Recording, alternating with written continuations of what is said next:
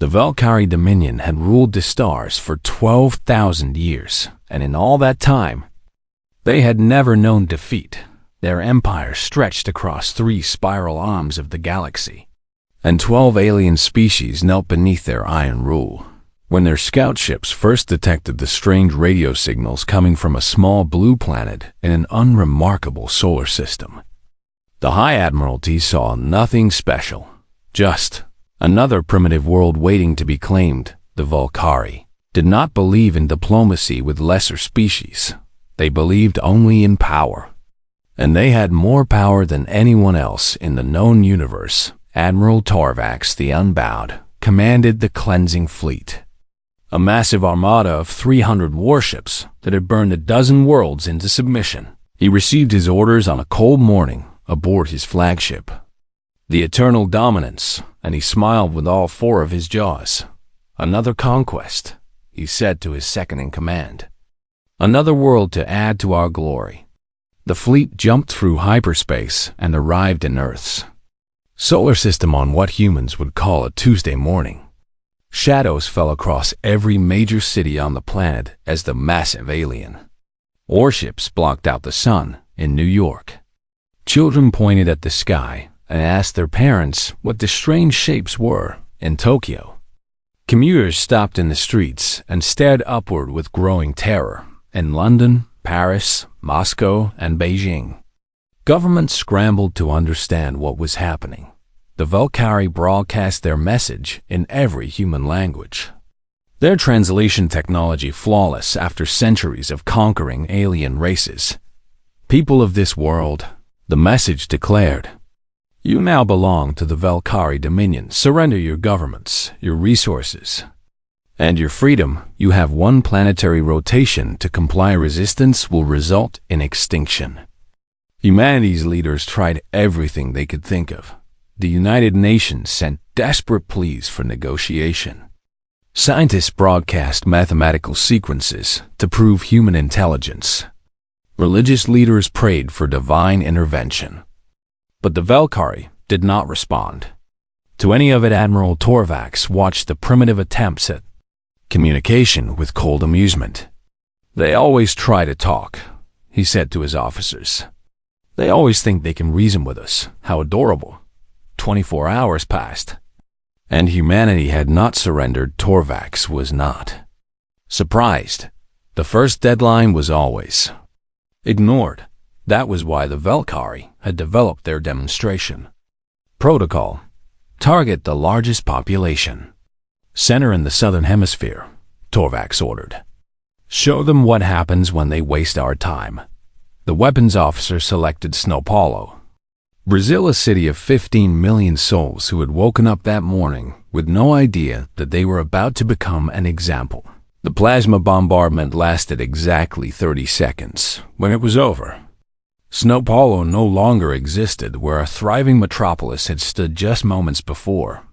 There was now only a crater of molten glass and ash. 15 million men, women, and children erased from existence in half a minute. The Valkyrie broadcast again. You now have 12 hours to surrender. The next demonstration will be larger, across Earth. The reaction was immediate and overwhelming. People screamed and wept in the streets. Families clutched each other in terror. Governments descended into chaos as leaders argued about what to do. Some wanted to surrender immediately. What choice did they have against such power? Others wanted to fight, even though they knew it was hopeless, in bunkers beneath mountains, in submarines prowling the dark depths of the oceans, in secret military facilities that humanity had built fearing each other. Something strange began to happen. The arguments stopped. The rivalries that had divided nations for centuries suddenly seemed meaningless. Russian generals spoke directly with American admirals. Chinese scientists shared data with European researchers. Old enemies looked at each other and saw only fellow humans facing extinction in Geneva.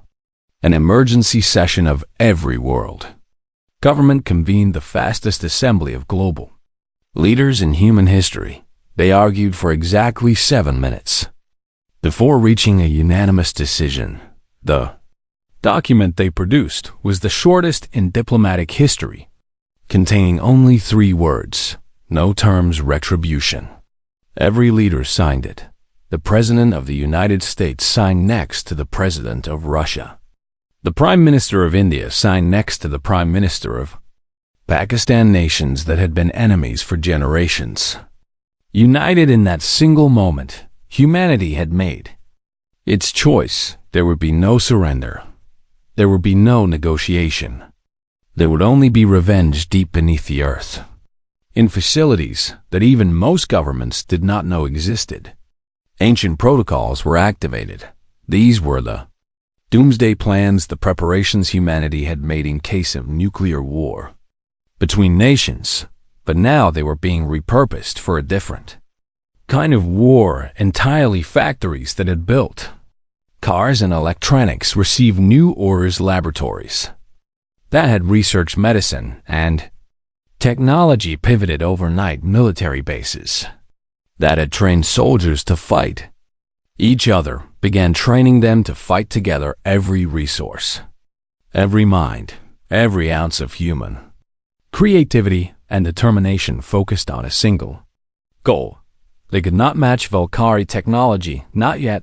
They could not match Valkyrie numbers, not even close, but they had something the Valkyrie had never encountered before. They had rage, not the hot, burning rage that fades quickly. This was something colder, something deeper.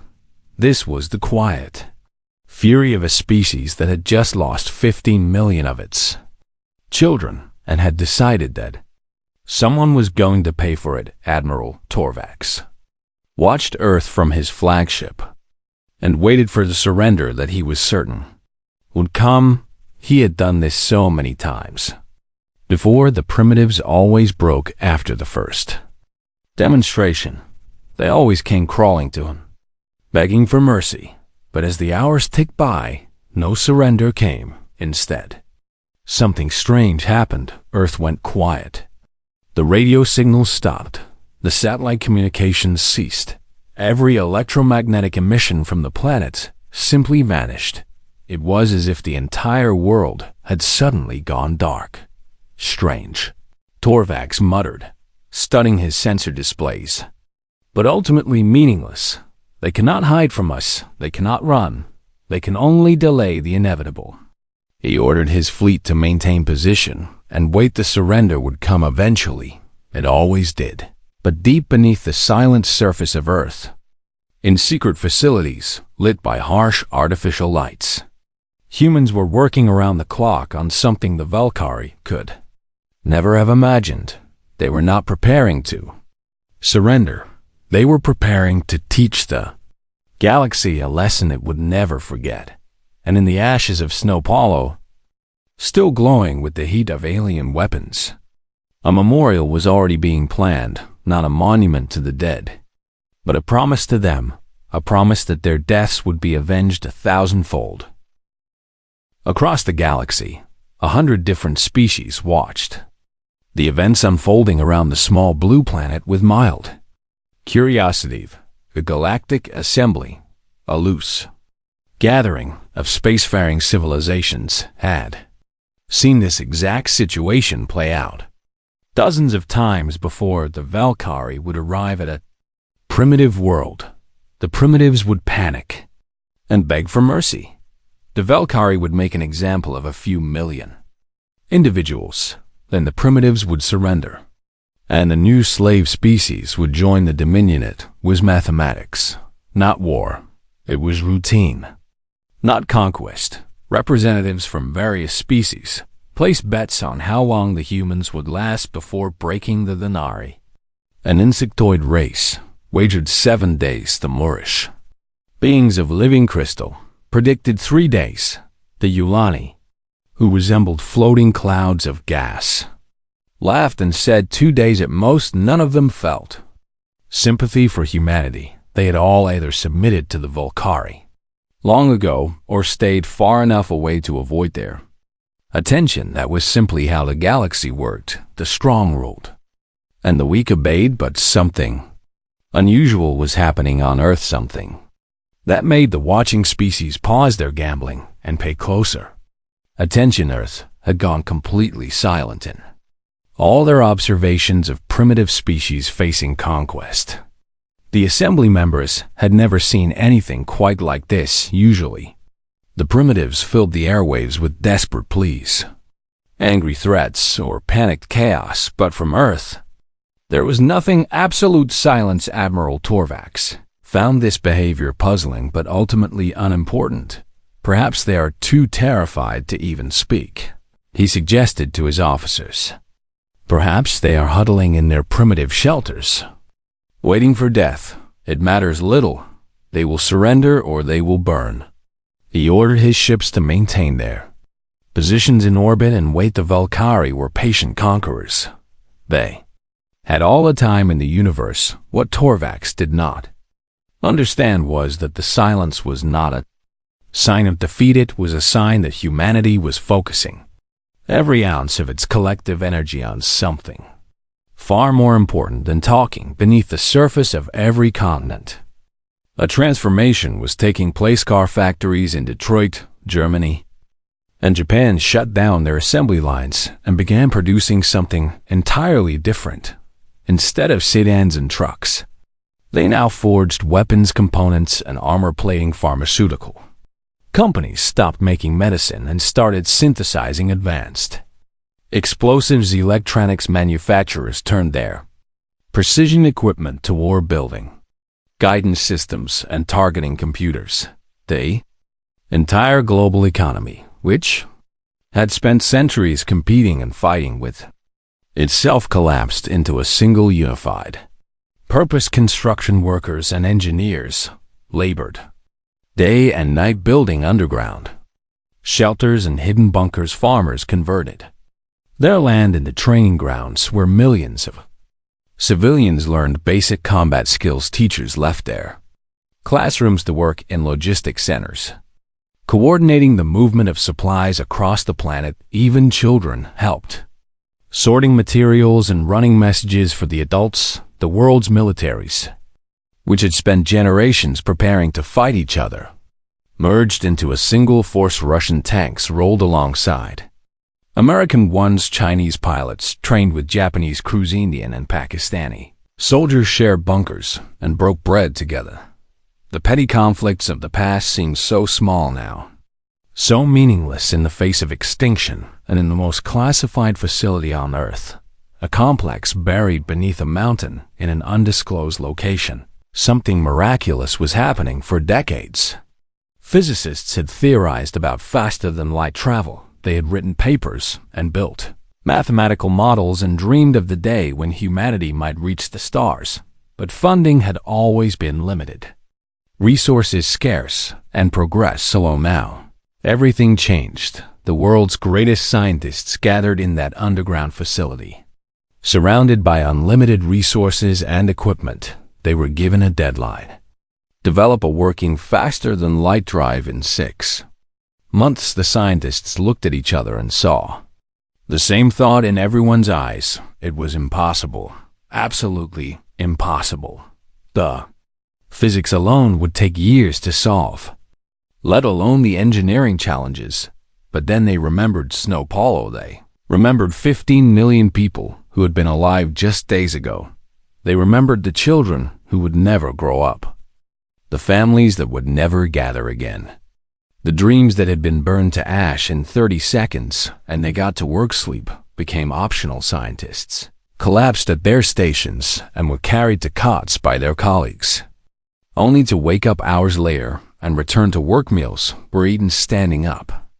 Equations scribbled between bites. Arguments about theory were settled not by committees, but by rapid experimentation. Failure was analyzed, learned from, and immediately improved upon. The crashed Valkyrie scout ship that Earth's militaries had recovered in the early hours of the invasion was taken apart piece by piece. Every component was studied, every system reverse engineered. Aliens had technology far beyond human understanding.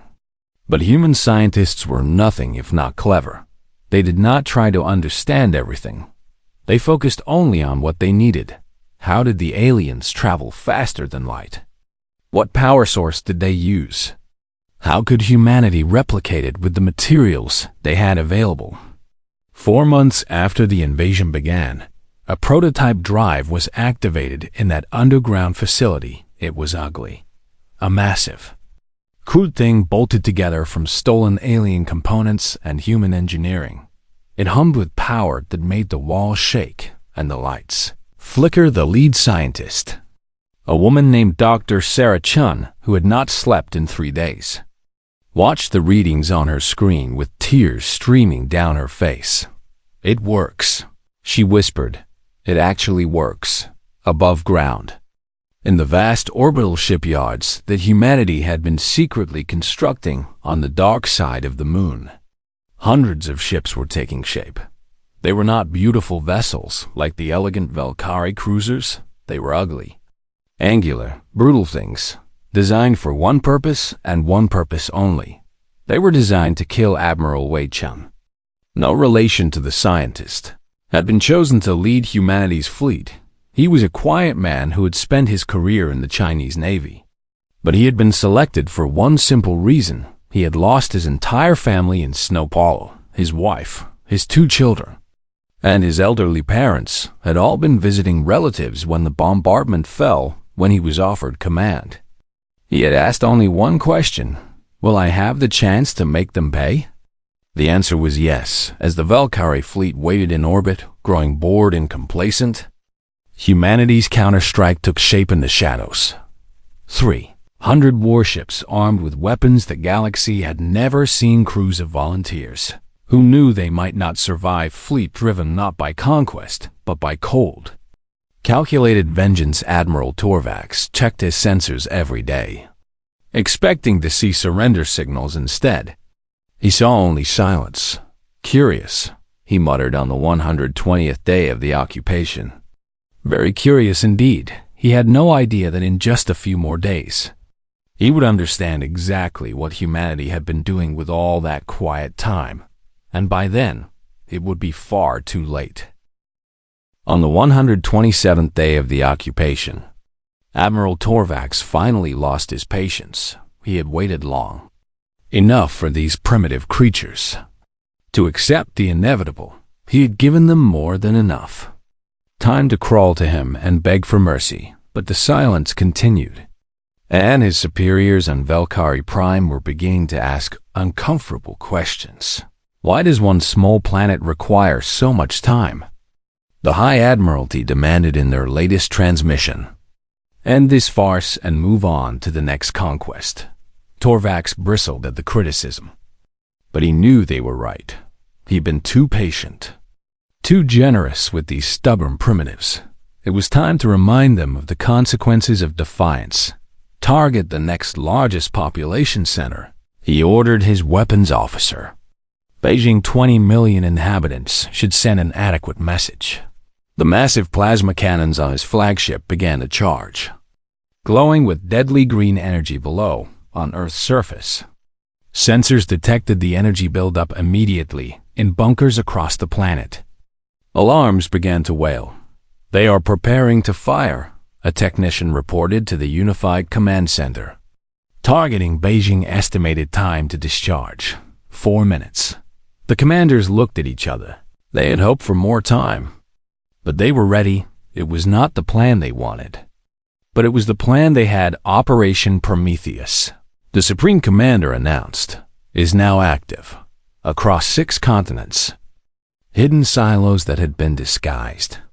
As farms and factories suddenly opened, massive doors slid apart to reveal weapons that humanity had never deployed before. Weapons that should not have existed according to everything the Valkyrie knew about human technology. The first wave was kinetic. Tungsten rods the size of telephone poles, accelerated to incredible speeds by electromagnetic launchers. They had been designed decades ago to shatter asteroids that might threaten Earth. Now they had a different target. The rods tore through the Valkyrie fleet's outer defensive screen like needles through paper. 3 escort ships exploded before they could even raise their shields. The second wave was energy-based. Massive directed energy weapons cobbled together from particle accelerator technology. Beams of concentrated destruction swept across the alien formation, overloading shields and melting hull plating. Another 12 ships died in the first 30 seconds. Admiral Torvax stared at his tactical, displaying complete disbelief. This was impossible. These primitives could barely achieve orbit on their own. How could they possibly have weapons like this? "Return fire!" he screamed. "Destroy everything on that planet." But his weapons officer was already dead, killed when a kinetic round punched through the bridge's outer wall. The third wave was nuclear. Humanity had been building atomic weapons for decades, preparing to use them against each other. Now they had a different enemy, but these were not ordinary nuclear missiles. The scientists who had studied the crashed Valkyrie scout ship had discovered something valuable: the frequency patterns of alien shield technology. Every warhead had been modified to emit a pulse that disrupted Valkyrie shields for a fraction of a second, just long enough for the nuclear blast to reach the hull. 22 more ships died in brilliant flashes of atomic fire in just 11 minutes. 37 Valkyrie warships had been destroyed. The mighty cleansing fleet, which had conquered a dozen worlds, was bleeding and broken. Admiral Torvax screamed for reinforcements, not caring that it would take days for any help to arrive. He screamed for his remaining ships to concentrate their fire on the planet's surface. He screamed for revenge. But while he was screaming, something else was happening, something he had not noticed in the chaos of battle on the dark side of the moon.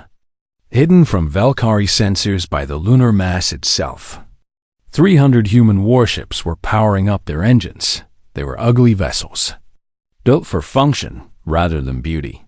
Sharp angles and thick armor plating made them look more like flying fortresses than elegant starships. Their crews were volunteers, men and women, who had lost everything in Snow Polo, or who simply could not accept the idea of their species surrendering. Many of them knew they would not survive what was coming. They had volunteered anyway. Admiral Wei Chun stood on the bridge of his flagship, the HS Remembrance of Snow Polo. He looked at the faces of his crew, young and old, from every nation on Earth, and felt a strange calm settle over him. "All ships," he said quietly. "This is Admiral Chun. You all know why we are here. You all know what we have lost today. We take the war to the enemy's doorstep today. We make them understand what they have awakened." He paused, looking at the small photograph he kept on his command. Console his wife and children, smiling on a sunny day in a city that no longer existed. "May God forgive us for what we are about to do," he said, "because I doubt history will." The prototype FTL drives hummed to life, filling each ship with a vibration that the crews could feel in their bones. Navigation computers locked onto their target, Valkyrie Prime, the homeworld of the Dominion, 12,000 light-years away. No human had ever traveled faster than light before. No human had ever left their own solar system. But today, 300 ships were about to change that. Admiral Chun opened a transmission to the Valkyrie fleet still fighting above Earth. He wanted them to know. He wanted them to understand what was about to happen. "Admiral Torvax," he said, his voice cold and steady. "This is Admiral Wei Chun of the Human Defense Fleet. You taught us that mercy was weakness. We learned it while you waste time destroying our world. We are going to destroy yours. By the time you realize what has happened, your homeworld will be burning." He smiled, but there was no warmth in it. "You should not have killed our children." The transmission ended, and Admiral Chun gave the final order: "All ships jump." 300 human warships vanished in flashes of light, leaving Earth's solar system behind and racing toward the heart of the Valkyrie. Dominion Admiral Torvax received the transmission just as his sensors detected the mass FDL jump. For a long moment, he simply stared at the empty space where the human fleet had been. Then, slowly, the meaning of what he had just witnessed began to sink in. "No," he whispered. "That is impossible. They could not have." But they had. The primitives had somehow developed faster than light travel. The primitives had somehow built a fleet without him noticing, and now the primitives were heading directly for his homeworld. Valkyrie Prime had no significant defenses. It had never needed them. No enemy had ever reached the Dominion's homeworld in 12,000 years of conquest. Torvax grabbed his communication officer by the throat. "Contact Valkyrie Prime," he snarled. "Warn them. Tell them what is coming. Tell them to evacuate. Tell them." But even as he spoke, he knew the truth. Even at maximum transmission speed, his warning would not arrive in time. The humans would reach Valkyrie Prime first, and there was nothing he could do to stop them. Valkyrie Prime was a beautiful world. Its purple skies stretched over vast cities of crystal and metal. Home to 8 billion members of the ruling species for 12,000 years. This planet had been the heart of the Dominion, the seat of power, the source of all authority, the place where the High Admiralty commanded their vast empire. No enemy had ever reached this world. No enemy had ever dared to try. The very idea was laughable. Valkyrie Prime was invincible, protected by the might of the greatest military force in the galaxy. The home fleet stationed here was small, almost ceremonial. Its purpose was to look impressive during parades, not to fight actual battles. The planetary defense grid was ancient technology, maintained more out of tradition than necessity. When the human fleet emerged from hyperspace, the Valkyrie did not immediately understand what they were seeing. 300 angular warships materialized in orbit around their homeworld, appearing from nowhere in flashes of light that lit up the sky. Citizens in the capital city looked up and wondered if this was some kind of military exercise. Officers in the orbital stations ran sensor checks, convinced their equipment must be malfunctioning. By the time they understood the truth, the first wave of human ships was already dying. Admiral Chun had known that breaking through the orbital defenses would cost lives. He had asked for volunteers to lead the first assault pilots who understood they would likely not survive. Every single pilot in the fleet had volunteered. He had selected 60 ships for the first wave, choosing those whose crews had lost the most in Snow Paulo. These men and women had nothing left to lose. They had only vengeance left to give. The ancient defense grid activated, filling space with plasma fire and missile swarms. The first human ship, the HSS Never Forget, was destroyed within 30 seconds of emerging from hyperspace. Its captain, a woman named Maria Santos, whose entire extended family had died in the bombardment, managed to transmit 2 words before her ship exploded. For Brazil, the second ship lasted 45 seconds. Third made it nearly a minute. But with every ship that died, the defense grid's resources were depleted. With every sacrifice, the path became a little clearer for those who followed. By the time the first wave was finished, 53 ships had been destroyed, but the orbital defense grid was shattered, its ancient weapons exhausted. The second wave moved in. Unopposed, Admiral Chun watched from the bridge of his flagship as kinetic bombardment platforms deployed across Valkyrie Prime's orbit. These were not weapons of mass destruction. They were something more precise. Humanity had studied Valkyrie society in the months since the invasion. They knew where the military academies were located. They knew where the fleet construction yards operated. They knew where the Admiralty's command centers sat. They had no interest in killing civilians, not because they felt mercy, but because dead civilians would not learn the lesson. It was the military they wanted.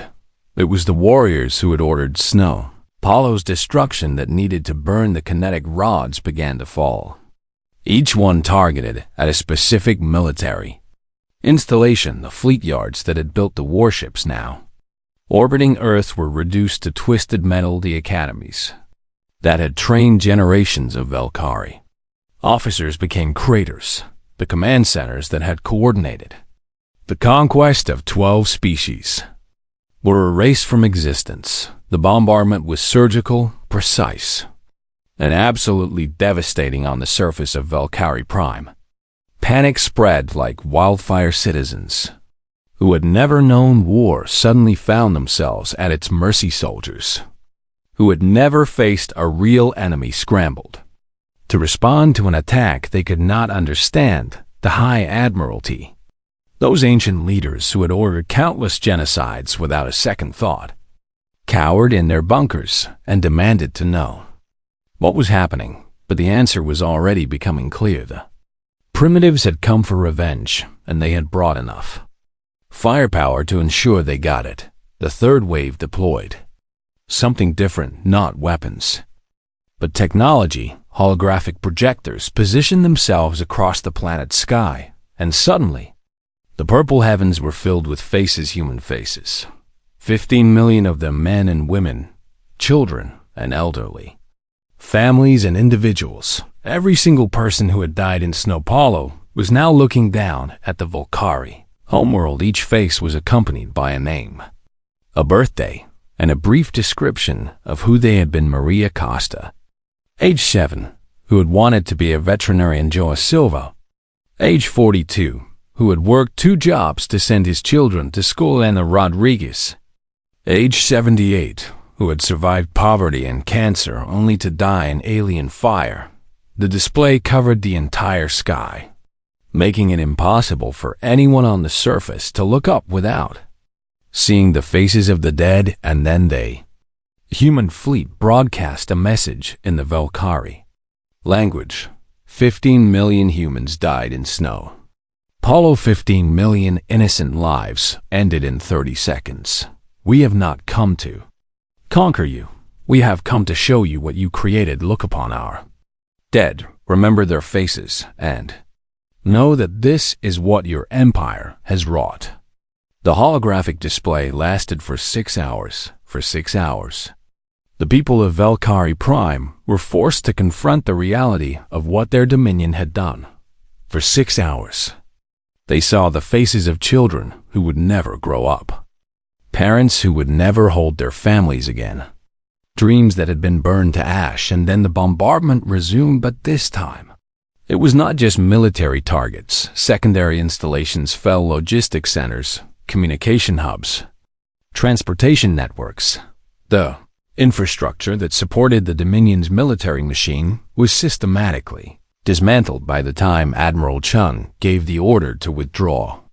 Valkyrie Prime's ability to wage war had been crippled. 70% of their military infrastructure was destroyed. Their home fleet was scattered wreckage. Their orbital defense grid was gone. The human fleet jumped to secondary targets, Valkyrie military outposts, and supply depots across 3 star systems. Each target received the same treatment: surgical strikes against military assets, holographic displays of the Snow Hollow dead, and a message reminding them why this was happening. Meanwhile, above Earth, Admiral Torvax finally received word of what had happened to his homeworld. He had been continuing his bombardment of the planet, venting his fury on human cities while desperately waiting for reinforcements. When the transmission came through, he stopped mid-order and stared at the screen. His homeworld was burning, the place where he had been born, where his family lived, where everything he had ever known existed. It was all under attack, and there was nothing he could do about it. Rage consumed him, rage unlike anything he had ever felt. Destroy this planet, he screamed at his remaining officers. Glass the entire surface, kill every single one of these monsters. His officers hesitated. They had just learned that their families, their homes, their entire civilization was being attacked, and they were being asked to commit genocide in response. Sir, one officer said carefully, If we do this, the humans will have no reason to stop. They will destroy everything we have ever built. Our species will be extinct within a year." Torvax did not want to hear reason. He wanted vengeance. He drew his sidearm and shot the officer who had spoken. "The next person who questions my orders dies the same way," he snarled. "Now execute the bombardment." But the bridge crew did not move. They looked at each other, then at the dead officer, then at the admiral who had just murdered one of their own.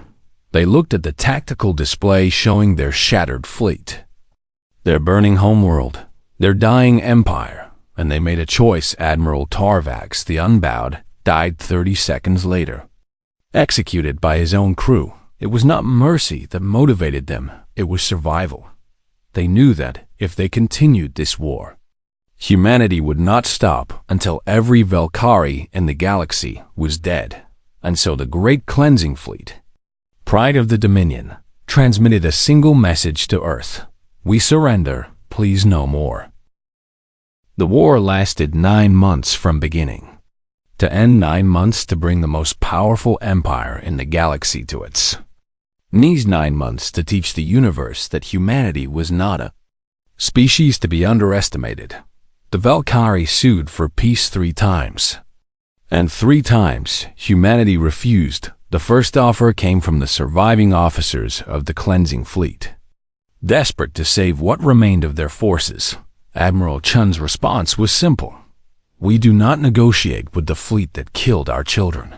The second offer came from the High Admiralty on Valkyrie Prime, offering to withdraw from Earth and pay reparations. The unified human government responded with a single transmission: "Reparations cannot bring back 15 million souls. Try again." The third offer came from the Valkyrie people themselves, not their leaders, but ordinary citizens who had seen the faces in their sky and understood, perhaps for the first time, what their empire truly was. They offered something unprecedented: the complete dissolution of the Dominion itself. Every conquered species would be freed.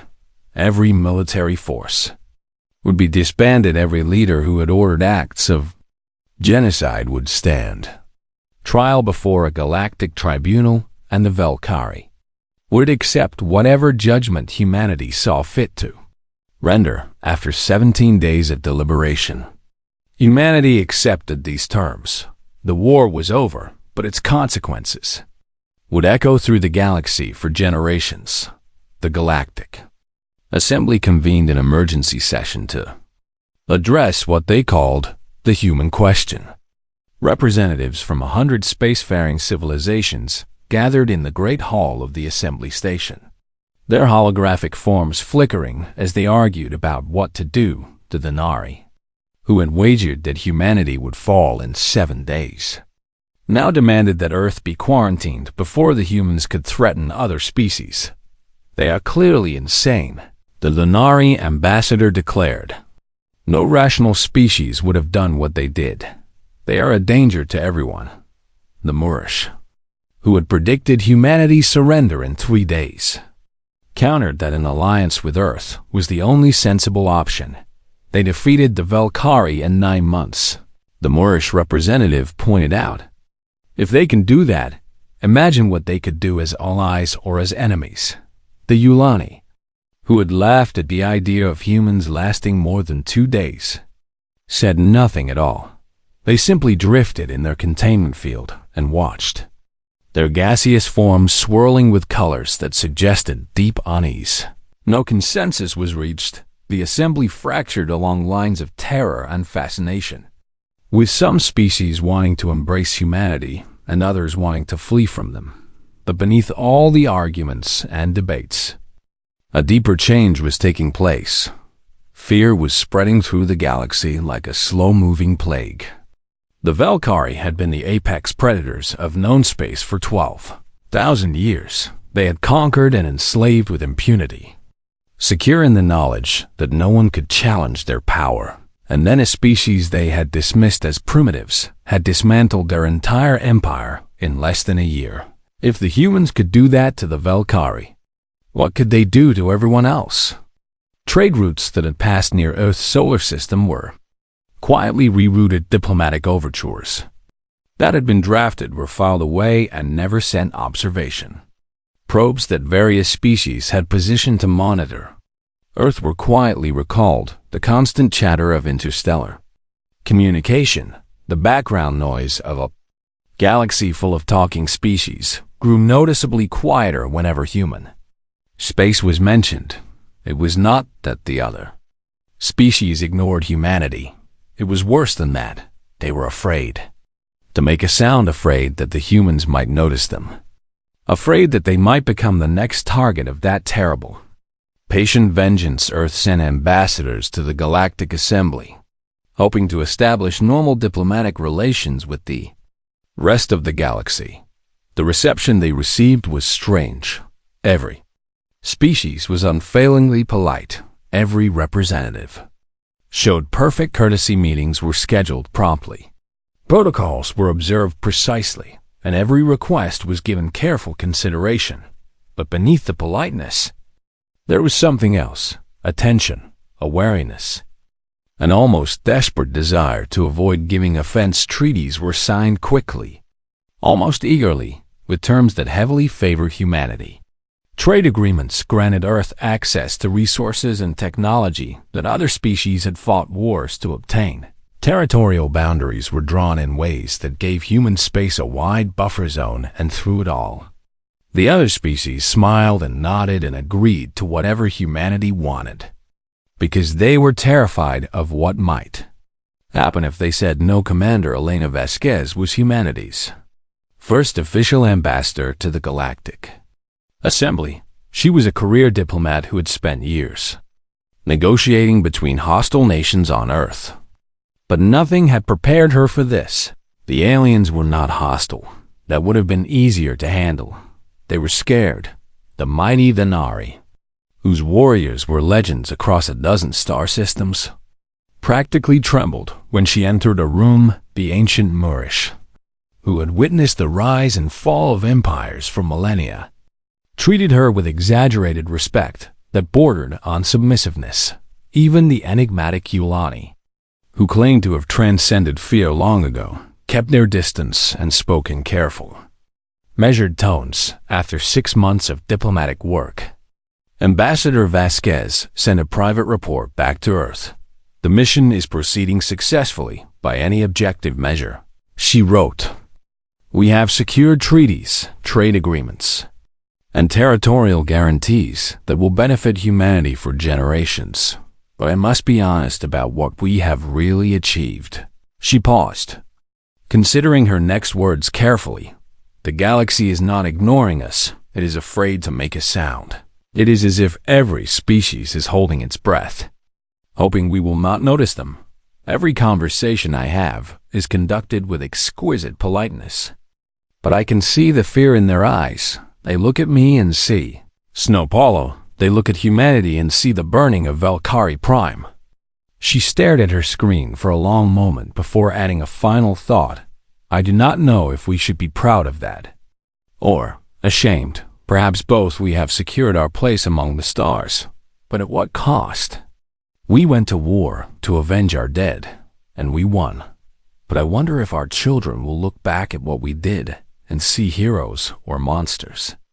The report was filed and classified, but the truth it contained spread quietly among those who had fought in the war and those who had ordered it. Humanity had won. Humanity had survived. Humanity had proven that it would not be conquered, would not be enslaved, would not go quietly into extinction, but in doing so, they had become something that made the rest of the galaxy fall silent across 100,000 light years. Species that had chattered and argued and laughed with each other for millennia now looked toward Earth and felt something they had rarely experienced before: fear, not of what humanity might do to them, not yet, anyway, but fear of what humanity had proven itself capable of when pushed.